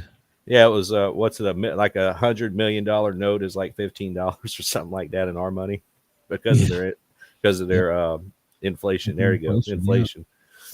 Yeah, it used to amaze me when we bring passengers from the Middle East over here, they would have rolls of money because of the conversion rate. So I was like, I don't like you. I really don't like you. So now you're mayor. But anyhow, well, let's get back to your topic a little bit here. So how many more books do you have in mind, and do you have any other niches or wishes you'd like to dip your toe into? Oh man, it's spinning out of control, Glenn. It's spinning out of control. Definitely be 7 in this series. I have an 8th written, but after I wrote it and after the editor went through it and after we talked, I don't think it's the direction I want to go. So this is the first time I've had to do this. I've had to restructure a little bit book 6 that's the one that just came out. I had to restructure that one just a little bit to make it what I wanted. But 8, I have 2 competing thoughts in my head how I want to make the last book of the series. So I'm sure I will eventually finish it. But right now, 7 is the foreseeable end, and maybe 8 will come after. But I've already gone into spinoffs. So Josephine, the character in book 6, she is so compelling to me, and I had so much fun writing her character that I started writing spinoff books about her. And I already have one finished, polished, and ready to go. I just got to decide when I want to strategically start releasing that. And I'm mostly finished with the second spinoff for Josephine. And these are crime dramas almost let me rephrase this. Okay, the first spinoff is entirely a crime drama. There's no supernatural element. Mariel's destiny is not part of this story. This is strictly about Josephine being Josephine and Civil War era New York doing horrible criminal things. The second one has a lot of supernatural undertones to it, but it's still the same thing. It's a gritty street gangs and corrupt politicians and all that New York, setting. I did do something very interesting recently. I wrote a novella. It's a 31,000 word long short story. It's a Western, which is unusual for me. I don't normally do straight genre, but it's very complicated for being so small. It's 3 or 4 stories in one, and it's a short story. So it's actually pretty impressive how well it came together. But I'm not publishing that traditionally. I made it into my own audiobook that will be released through YouTube. So I used a couple of computer programs, and yes, it is AI voice. It's not perfect, but it's not terrible. It's kind of in between. But I wanted to offer it for free just for people to enjoy. I had no intentions of making money on it. I just really liked it. I thought it'd be awesome. It's something different for me. It's a little more cussing and a little more vulgarity in this one. I don't typically go into that real heavy with my stories, but this one's Arizona Territory, 1883. So it's very, very rough setting, the American frontier in the 1800s. So check that out. Yeah, and I'll send you guys a link to it. It'll be released in parts. It's 8 parts, 20 minutes each section. 20 minutes of reading for each one. That way, it's kind of on the way to work. You can listen to a section, and then a week later, the next section will be out, and on and on. The idea being just to kind of get my work out there a little bit without depending on sales to do it. This would be free, so it'd just be whoever wants to read it can read it, and give you an idea of kind of my structure and my prose and all that. But it turned out to be good. It's about a character named Captain Alice. She was a very rough, tough frontiers woman, but she has a hell of a background story that unveils throughout the story. It goes into her background that made her this tough, rough person that she is. She served in the Confederate Army disguised as a man. She was wounded, and they discovered her gender. She got thrown out, and then she has some deeper, darker secrets in her past that lead her to be this force of nature that she is. She's very crass, very rude, but it's all defensive mechanisms from the trauma that she's experienced. So it's kind of a psychological thriller, gritty Western, and there is even geopolitical themes to it about the Irish versus the British at the time, because the Irish were still trying to get independence from Britain. So it's a busy story for being so short, but it came out pretty freaking awesome, I thought. So I wanted to share it as an audiobook. But yeah, I'll be putting that out pretty soon. It'll start December 5th. The first part will be December 5th, and then each week section will come out for 8 parts. So please, I'll actually be traveling during that time, so please give me something to listen to. Yeah. I think you'll enjoy it. It's very interesting. It's not your typical Western. Because I might be traveling about that time. There you go. Yeah, I like little short things like that. So, and I'm sure in this one, of course, it'll become a spinoff. It'll become a series too, because at the end she becomes Marshall Barnesby. So now you'll have Captain Barnesby, then Marshall Barnesby. So it'll end up being a series too, I'm pretty sure. At some point, you're going to have to make money off this now. Oh, yeah. Well, the main series is still for sale. The main books. Fair enough. Well, have you thought about writing some, because you do a lot of research. Have you thought about writing some, I don't want to call it historical, but some nonfiction stuff? I mean, you do a lot of research, and I'm impressed with your research. So have you thought about that? Well, oddly, I haven't committed to doing this yet, but I have an ancestor, a great grandfather that wrote a book about hollow earth theory. You ever heard of hollow earth theory? Mm-hmm. Mm-hmm. Yeah. This is in the 1850s. He wrote this book about hollow earth. He was a believer in the hollow earth theory. He's a very eclectic, eccentric individual. But I have the book. I have one of the original copies that was printed back then, and I've been through it a few times. I wouldn't call it a masterpiece of writing, but it brings up interesting points. I don't necessarily believe the hollow earth theory myself, but it hasn't truly been refuted yet. I mean, in my opinion, it hasn't scientifically, dead nuts. It doesn't exist. So even in his time, he mentions that we've never penetrated the crust past a certain point. Well, come all the way up till now, we still have never drilled more than 7 miles. That's as far as we've ever drilled in the earth, and the Russians did that. They got down to 7 miles before the drill broke, and that's as far as they got. So the idea that the mantle, the upper crust is the crust, and then there's like a shallow mantle, and then another crust, and then there's a hollow space inside, has never been fully disproven. We have theories about the interior of the planet. We don't know any of it for sure. Just like gravity. I know everyone wants to believe in gravity, and I believe in gravity. I mean, but it's still a theory. It's not a law. It's still a theory after all these years. So same thing. I mean, there's a lot of stuff that we just assume. Yeah, we got, us three here have talked about this several times on your show. We know about 1% of what we think we know. Yeah. Yeah. Well, I was taught that if you got too far down, it was just hot lava, and now they're like, "Yeah, it's not true." So, right? How do you know? well, his theory, and not say his theory, he was a tag along of a theory that already existed. Of course, he didn't invent it, but the structure he had in mind, that in his book he had an illustration, was a thinner crust. There is a molten layer, but then there's another thinner crust, and then a hollow space.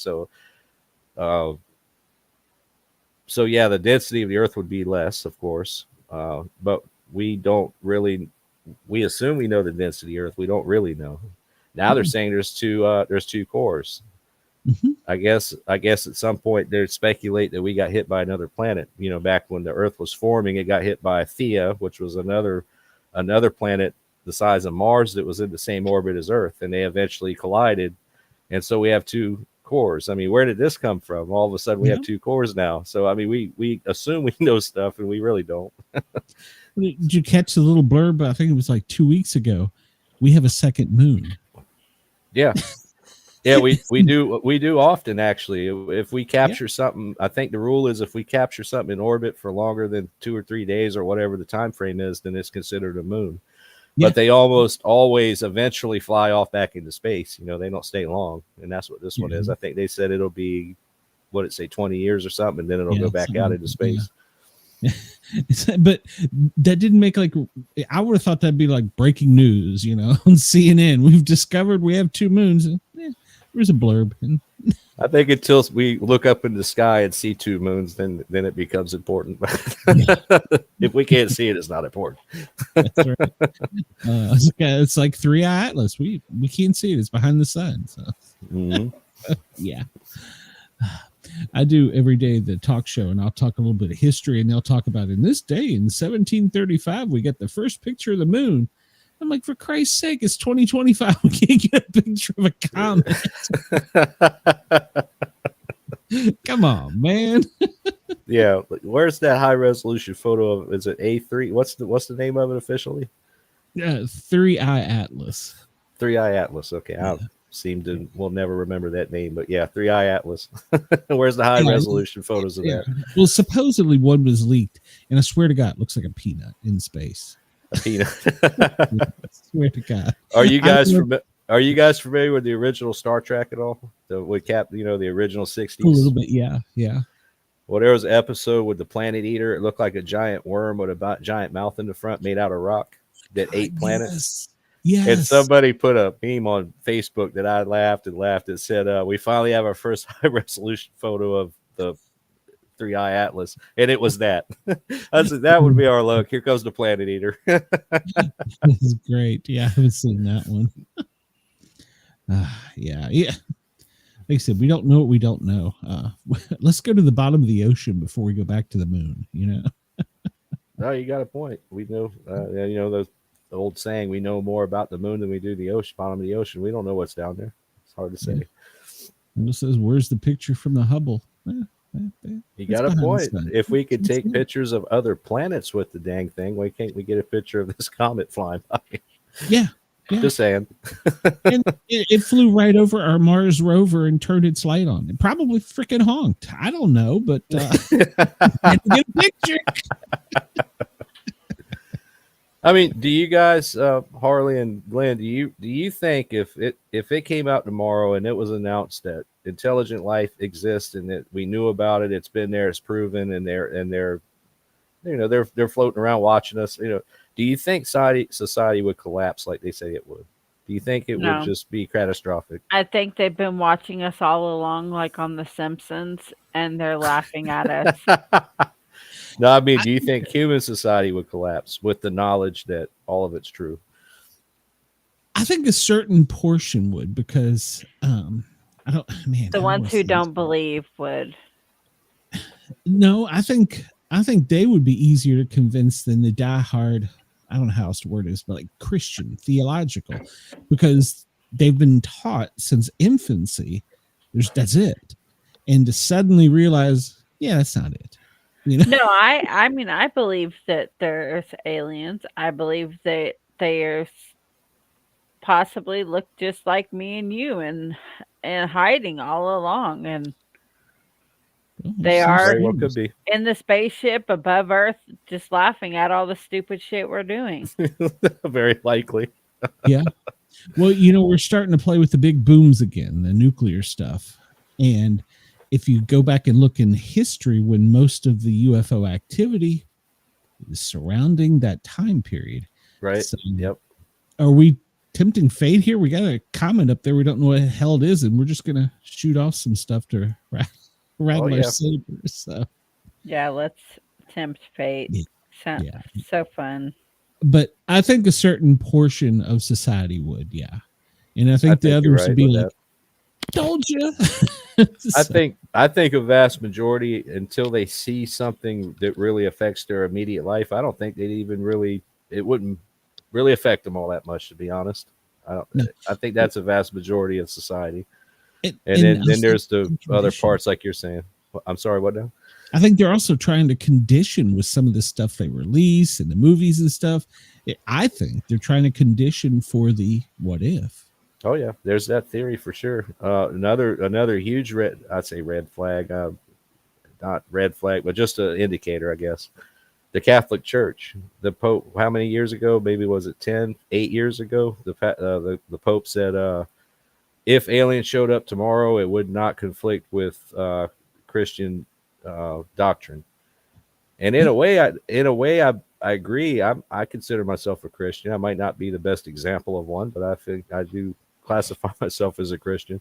I'm no Bible scholar. I'll be the first to admit it, but I have read the Bible, and I don't remember seeing anywhere where it said there are absolutely no other beings anywhere else in the universe. I don't remember it saying that. Mm-hmm. Now, the Bible focuses on man on this planet and what we should be doing, but that doesn't mean that there isn't other people somewhere else. That's my take, and I'm sure a lot of people will be screaming and waving their sabers at me for it, but they're going to do that anyhow, no matter what, especially when you're out there. One of the, and I will use a movie reference here, Transformers. One of the scenes that makes me think so much is there is Optimus Prime. He's this big robot, and they're in this top secret meeting, and they're all hoisted up to his level. They're still dwarfed by him. Mm-hmm. And one of the top general leans over and taps on somebody's shoulder, and he goes, if you believe in a God that created us, who created that? And it's like, yeah, yeah, I understand that. So, Wendell says, I believe they have been here from the start because people have seen them before religion was invented. Well, there's a new theory going around that because of a certain religion, I want to say Catholicism, but I'm not sure. They made up a time period that didn't exist so that it could conform to their knowledge. Now, technically, they're saying if you went and did mathematically, we should be in the 1700s because they made up this time period. And if you get deep on thinking about that, a lot of the stuff you go back to, Viking history, for instance, all spoken and transferred. A lot of the stuff was not documented, and when it was only documented by a few. So This is true. I'm not saying it's true, but Well, I look think at the thematic similarities between the religions. I mean, yes, there are differences, but if you really boil it all down to its base common denominators, they're essentially all the same. I mean, they essentially have all the same ideas of good versus evil and where we should land on that spectrum. Now, they all differ in methods and who we should pray to and whatnot, but I mean, it's still the same basic philosophy, and I think that says a lot, you know. No, I And agree. Wendell, you sure yell at us a lot on here. Yeah, he's old. We overlook him. Well, have you got any more haunted or spooky stories for us? Since we last- No, not anything new. No, I am going to start. You asked me about dipping toes into other things. Most of my stories, except the first Western I just wrote, most of them have a supernatural bend to them, but it's subtle. It's never the overarching element in the story. But I think I'm going to start trying it. I think I'm going to get into some real honest to God supernatural paranormal stories and see where that takes me, because that is a fascination of mine. Good. Put Bigfoot in there. Oh yeah. Before we let you get out of here, and you know, one of these days when Harley's sick, I need to just be able to get in touch with you and say, "Can you be my co-host?" Because it's like having a friend on the show when you're here. Well, I'd love to. That'd be awesome. Yeah. I'm serious. Anytime. Let me know. Okay, I can email. This stuff's fun. This stuff is awesome for me. I love the. I like a lot of things, and the stuff we talk about is one of the ones on top of the list. It's fun to speculate. And we may have a comic book artist one week and a psychic the next. I mean, we go so back and forth. So Jelly maker. Yeah, we've had a jelly maker. I tried being a jelly maker. The wife turned out good at it. I turned out to be horrible. So she's the jelly maker in the family. Yeah, well, Mrs. Sportcat's about to go in business selling it, so I'm going to be pimping nice.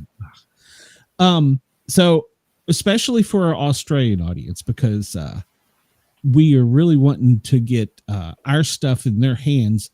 And I forgot to look what time it is over there, but we're like their morning early lunch show. Where can they find your stuff in Australia if they want to?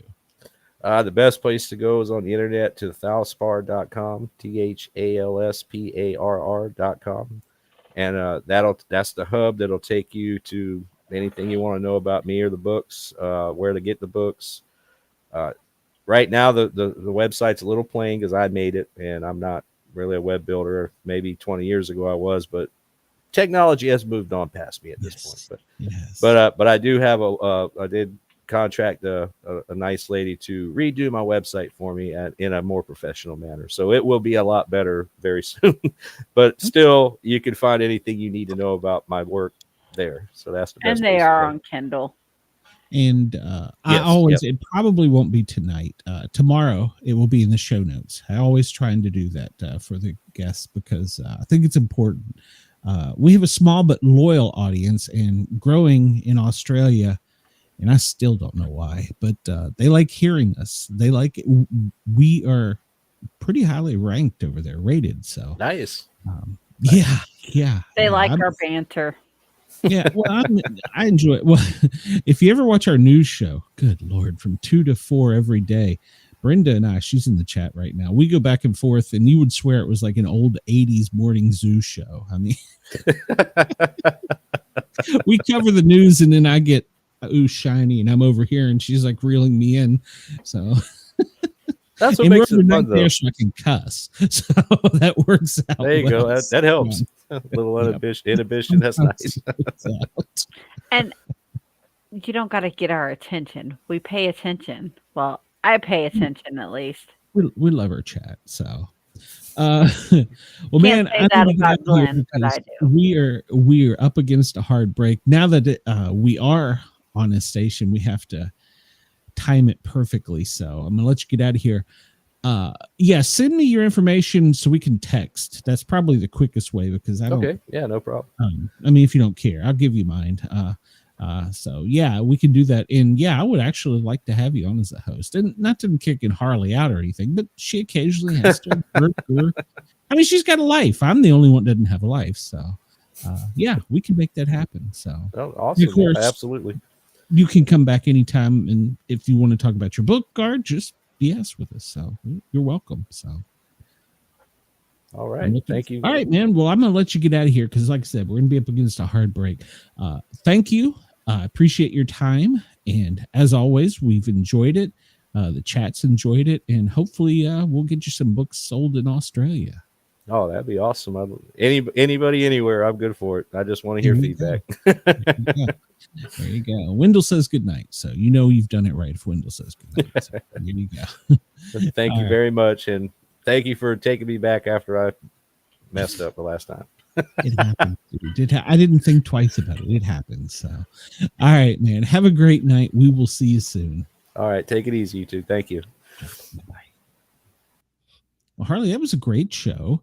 And I got to pay some bills here real quick. Want to make sure to thank WRFN, Radio Free Nashville, for allowing us to be on their airwaves. We will soon be on the Sunday spot there.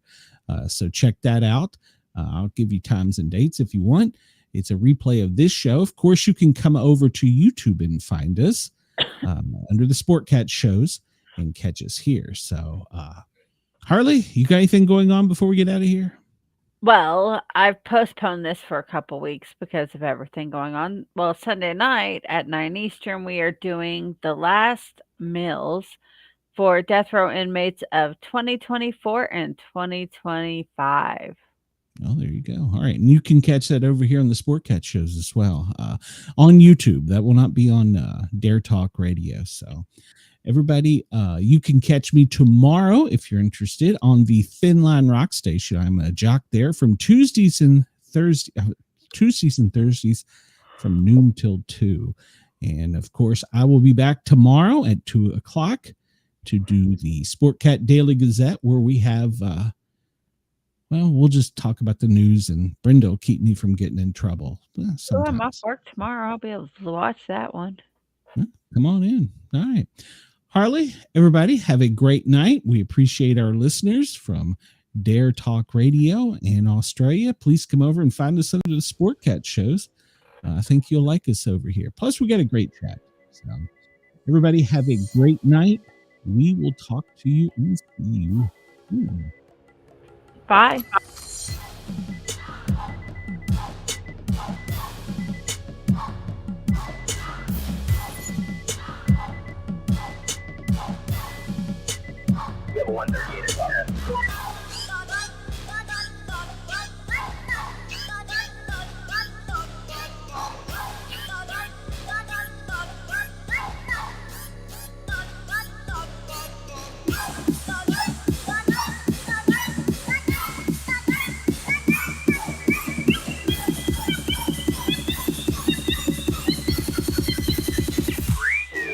Go.